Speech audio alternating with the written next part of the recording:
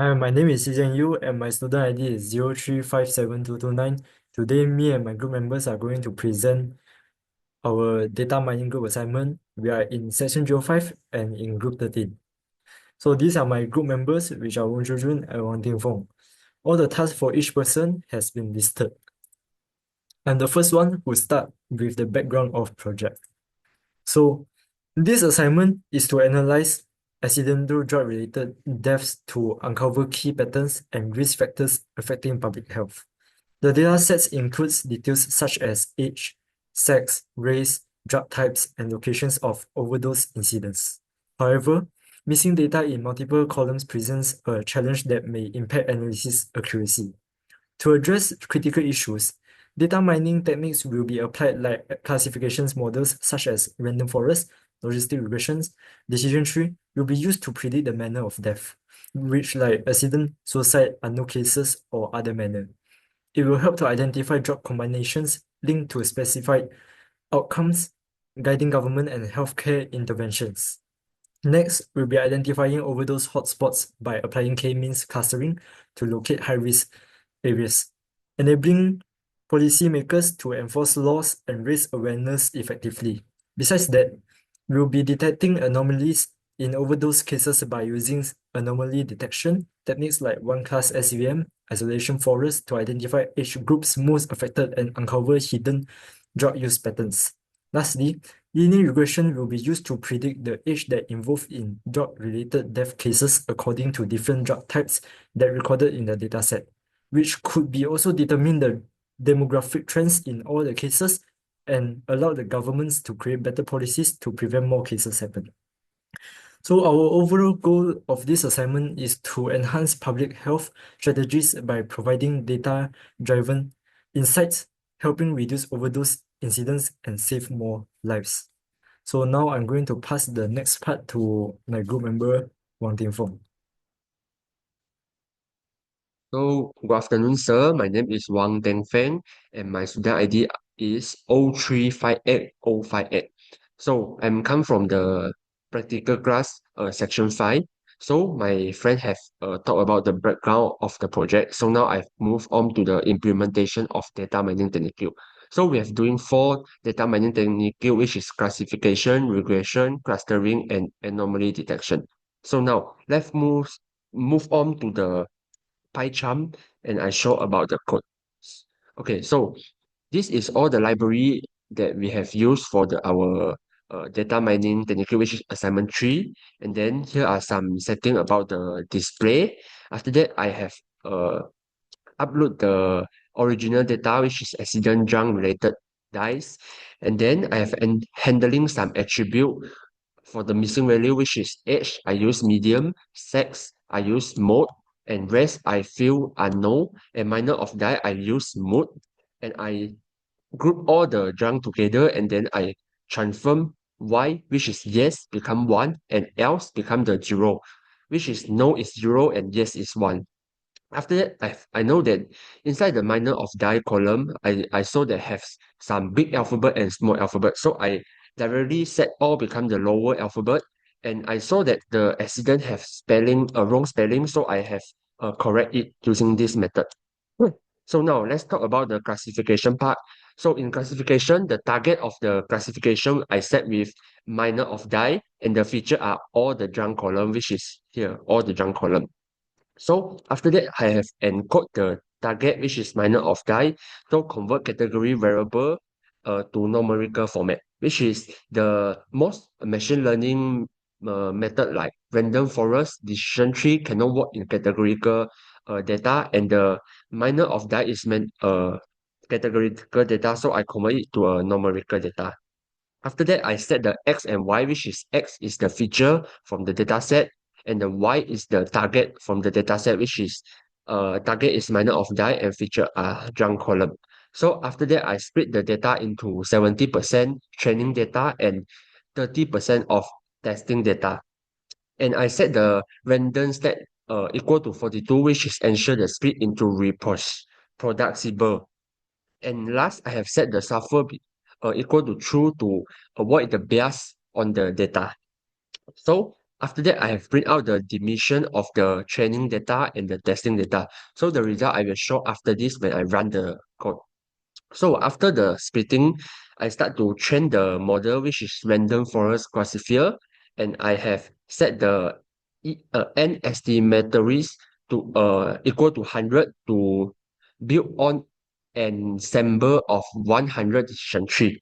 So same the random forest stat equal to 42, which is to have a speed is reproducible, and the class wheel I set to balance, which is used to adjust the wheel to handle imbalance class.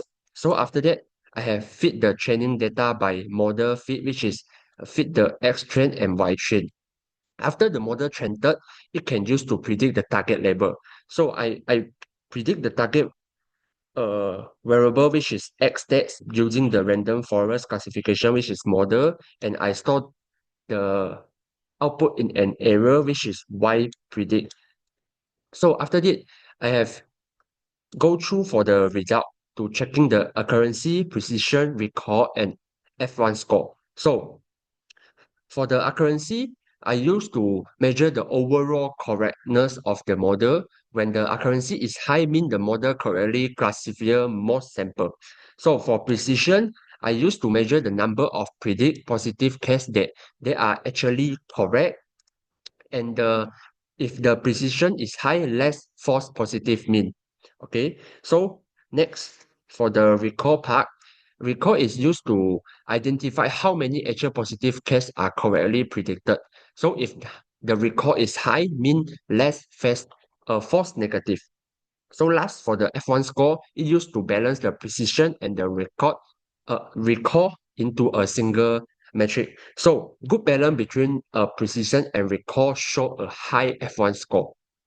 So the result I will show also when I run the code. And then after that, I also doing the classification report, which is a summary of the precision tree, recall, F1 score, and also display the support for each class. So support show the number of the time occurrence of each class in Y test. Okay, so after that, I also doing the same thing, which is the predict and show the result and classification report for logistic regression. For logistic regression, I set the max integer equal to 200 to increase the maximum number of interaction to ensure the convergence. So I use the same training data for logistic regression and also the decision tree, and I print out all the result, which is accuracy, precision, recall, F1 score, and also classification report. So for the decision tree, it will split the data into smaller subset based on the feature value. So and learn the simple rules on each step.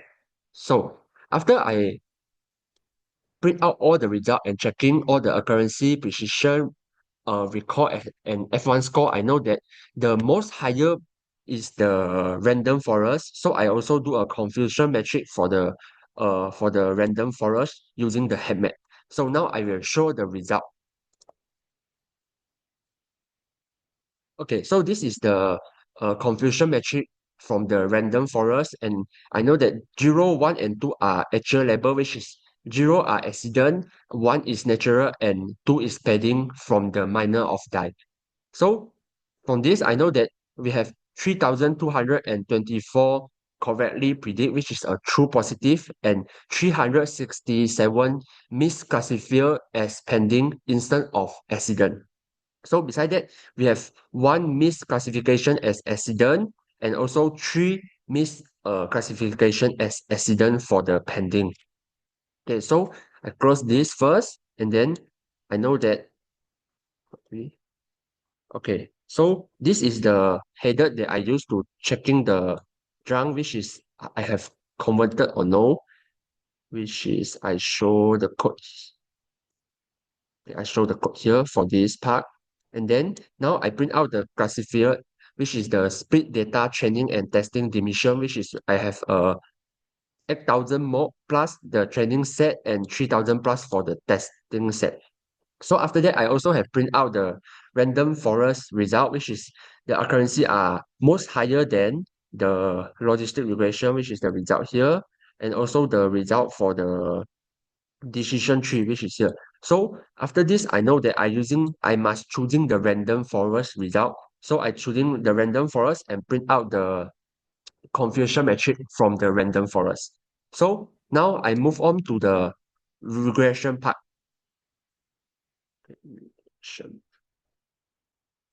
Okay, for regression part, firstly, I have print out a regression notes like this to ensure that the next of this step is for the regression code and the output of the regression. So for the feature in the regression, I setting drunk column, which is all the drunk column, same with the classification, and the target are using edge. So from here, in regression, feature mean independent variable and the target is the dependent variable. So here, drunk column is my independent variable and H is my dependent variable. So as the same with the classification, I set the X is the feature and Y is the target from here. After that, I split the data to the training and testing set. So the training set are 80% and the testing set are 20%, and also set up the random stage for 42, which is for repos debug. Okay. So after that, I also train the data which is using linear regression and name is at the model and also fits the X trend and Y trend into the model. So after that, I also doing the same with the classification. I predict the X test data and store in an area named Y predict. So after that, we compare the Y predict with the actual value, which is Y test to check how well the model performance. So I have predict MSE, RMSE, and R square, and also CV score, which is cross validation. So for MSE, I used to measure the average square difference between the Y test and the Y predict, and use RMSE for more interpretable metric, and also for R square is used to know how well the model explain the variability of the uh target variable, which is the edge.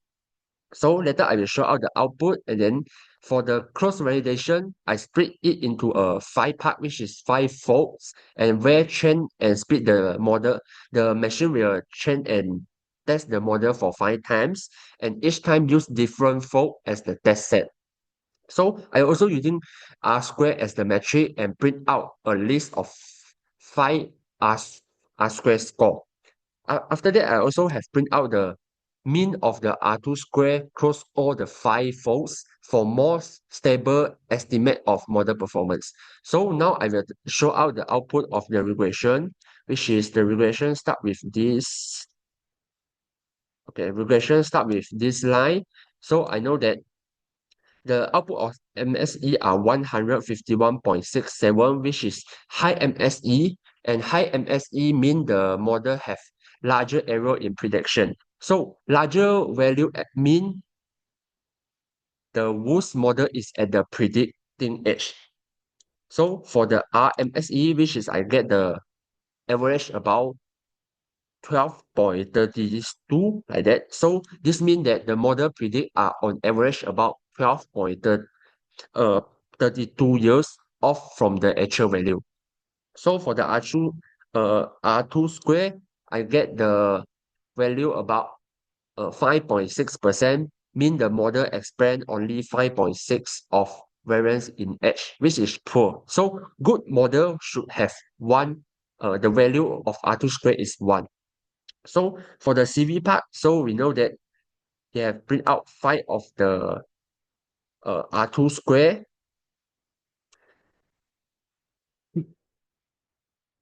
And positive output mean weak predictive power, and the negative score such as suggests that in that fold model perform in worse than the simple prediction, which is this one negative 0.048. So after that, I also have print the mean of the CV R square score, which is I get the output is 0.02. This means the output is close to 0, meaning model expect only 2.41% of the average in age. So that's all for my presentation. Thank you. Oh, my name is Won Chujun and I'm from Section 5. Okay, so just now Tang Feng has talked about the classification and regression technique. So now I'll be talking about the clustering technique. So for clustering, we first create a function called extract lat long to extract the latitude and longitude values from the residence city geo attribute. This function uses a regular expression to find the latitude and longitude inside the parentheses. After that, we create a new attribute, latitude and longitude from the residence city geo attribute using the apply function. Then we use the drop NA function to drop the rows that has missing value of latitude and longitude. And after that, we select the attribute latitude and longitude and use the standard scalar function to standardize them to ensure they are on the same scale before applying k-means. And next, we calculate the WCSS for different numbers of clusters in the range of 1 to 15 using the elbow method to find the optimal number of clusters. So now I will run the code to generate the elbow method graph.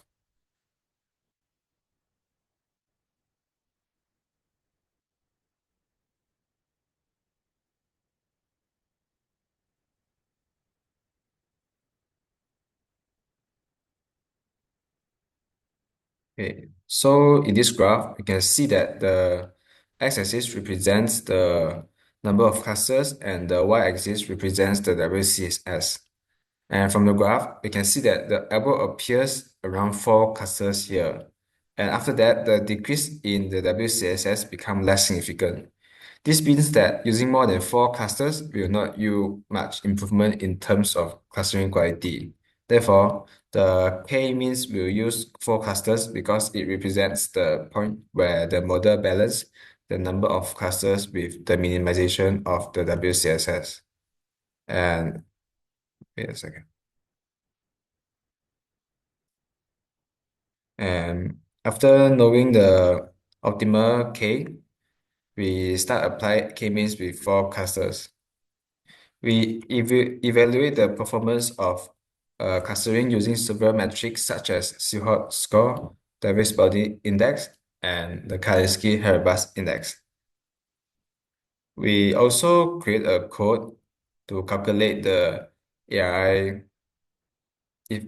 If there are any ground truth labels, we will print it out. Else, we will print no valid ground truth labels found for ARI calculation. Okay, so now let's go to the result of the clustering. So the Silhouette score of 0.4808 indicates that the clusters are moderately well defined with some ambiguity between the clusters, and the Davis Bowling score of 0.7530 indicates a fairly good clustering quality as a low dBi value implies a better separation and compactness of the cluster, while the Kansky-Hierabas index of 15538.7216 indicates that the clusters are well separated and compact.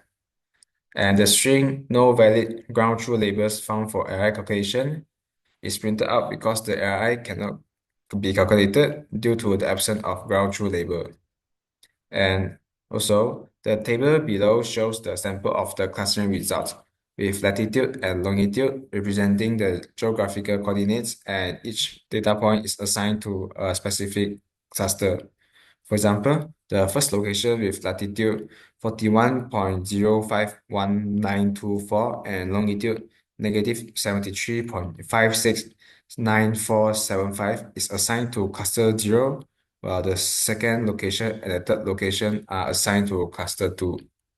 We also plotted a scatter plot to show the geographical clustering of that location. So I will run the code again to generate the graph.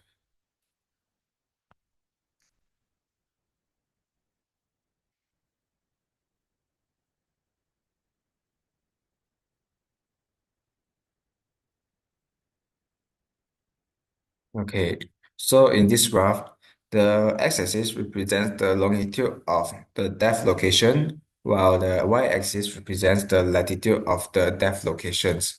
And each point in the scatter plot represents a specific depth location. And each color of the points indicates the cluster to which the location belongs, with different cluster assigned to different colors. And the color bar beside the scatter plot is a gradient to represent the different classes, where each number corresponds to a different cluster with a value from 0 to 3. So from the scatter plot, we can see that in the northeastern area, cluster 0 and cluster 2 are overlapped. This indicates that the number of deaths occurs in this area is very high. Therefore, this area is a high-risk area. While in the southern and western area, cluster 1 and cluster 3 are spread out with fewer points, which indicates that the deaths in this area are dispersed. So therefore, these areas are low-risk areas. Okay, so now I will pass it to Zhengyu to continue the presentation. So now I'm going to talk about the anomaly detection. First, we can see that the age attributes from the dataset has been selected. Then, one-class SVM algorithm is used to find the decision boundary that separate the data points from the origin. The parameter kernel equals to RBF is used to map the data points into a higher dimensions, while parameter gamma equals to 0.001 is used to control the influence of each data points. The parameter of nu equals to 0.03 is used to control the proportion of the outliers expected, which means that 3% of the data is expected to be outliers. After that, the model is fitted to the age attributes and the predictions are made. The prediction value is set to -1, which indicates an outliers, and 1 indicates a normal data. After that, isolation forest algorithm is used to detect anomalies.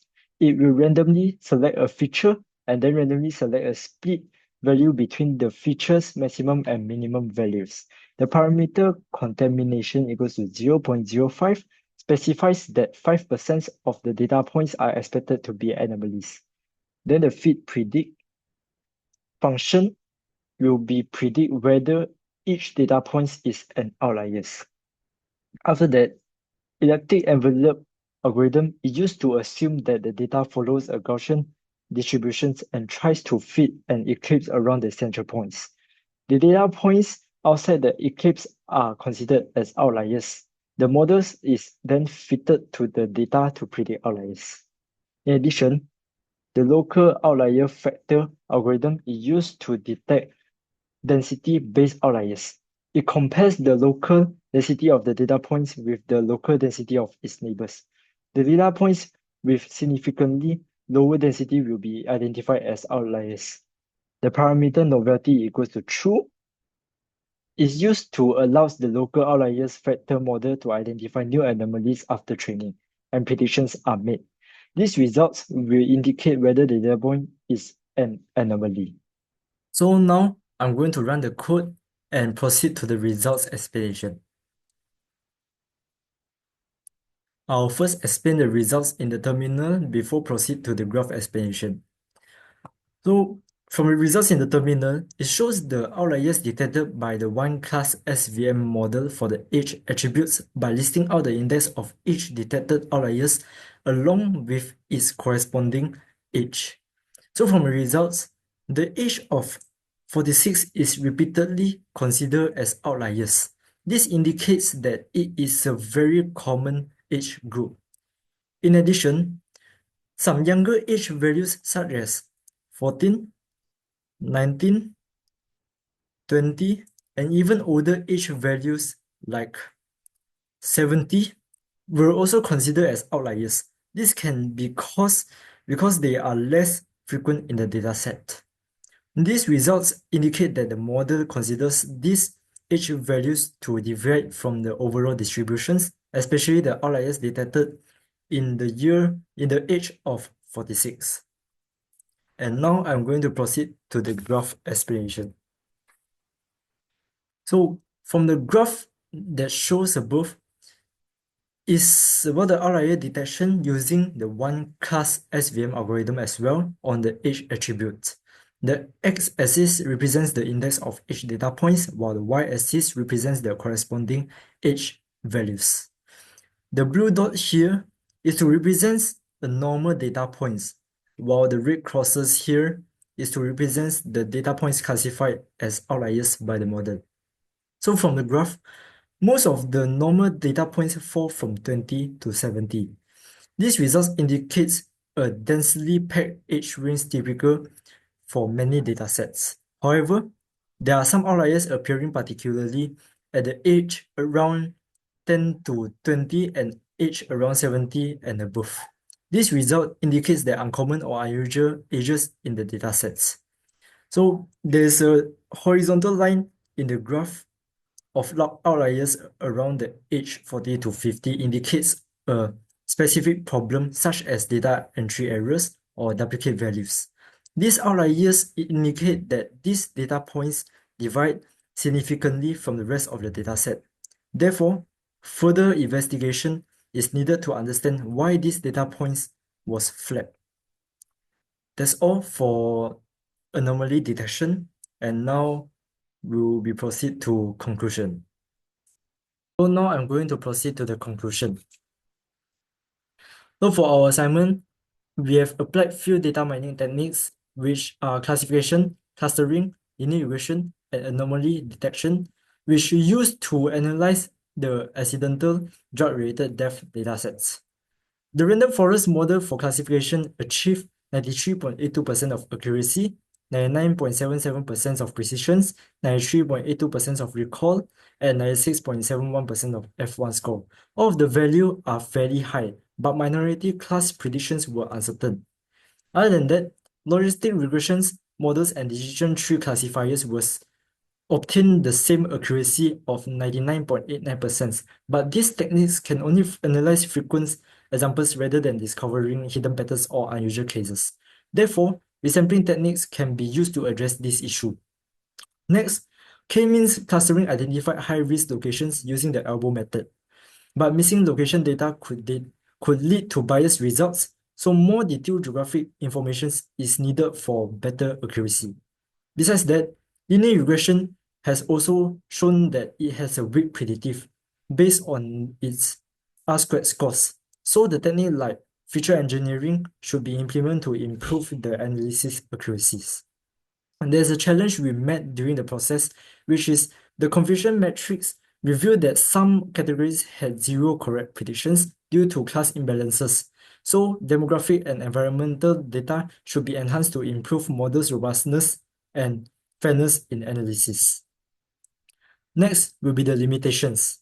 There are three limitations that we found out during the process that could impact model performance. Firstly, is rare overdose cases led to poor precision and recall in minority classes. So techniques such as undersampling or oversampling could be applied to address this issue.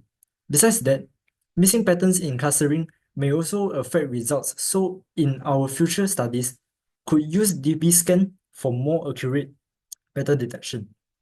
And lastly, incomplete location data is one of the limitations as well, because it will impact overdose hotspot predictions, which need to emphasize the need for more detailed geographic records. And for future improvements, we could perform time series patterns to track drug trends over time, as it could help governments and organizations implement timely interventions. Then, deep learning anomaly detection should also be implemented for better identifying unusual cases, revealing hidden patterns beyond common trends. But overall, despite these challenges, the assignment successfully used data mining techniques to analyze drug-related death patterns, providing valuable insights for policymakers to improve public health and reduce incidents happen. Thank you. That's all for our presentation.